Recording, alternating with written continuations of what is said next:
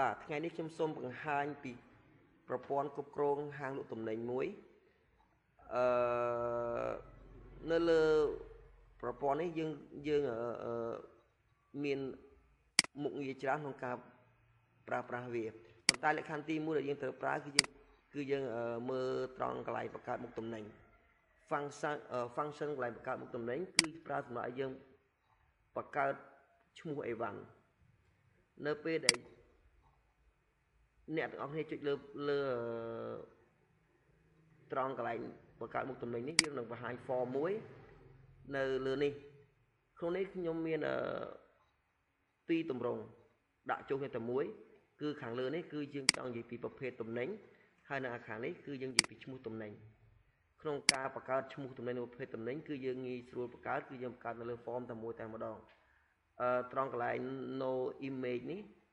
គឺយើងប្រើសម្រាប់ដាក់រូបភាពឧទាហរណ៍ខ្ញុំបង្កើតប្រភេទទំនិញមួយមកថាយើងដាក់ថា T-shirt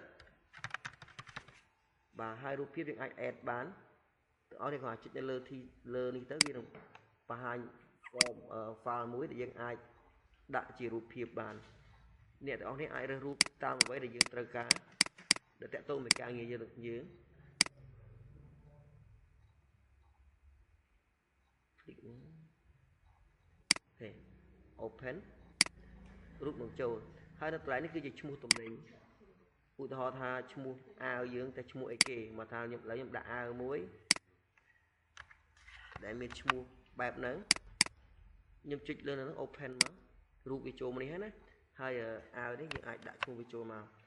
នេះគឺថ្លៃដើមអាវយើងទិញចូលប្រហែលនេះវាចូលប៉ុណ្ណឹងទៅឧទាហរណ៍ថា5ដល់10នេះតម្លៃលក់រាយមកថា25តម្លៃលក់ដុំគឺ$20ត្រង់បាកូដនេះគឺយើងប្រើសម្រាប់បញ្ចូលបាកូដតាក់ទងជាមួយនឹងទំនិញរបស់យើងហើយយើងគ្រាន់តែចុច save ទៅវា record ឲ្យយើងអាចបញ្ចូលទំនិញបន្ទាប់ទៀតបានដែលគ្រាន់តែចុចនៅលើវាយតាមធម្មតាហ្នឹងទៅឧទាហរណ៍ថាខ្ញុំដាក់បញ្ចូលអាវមួយទៀត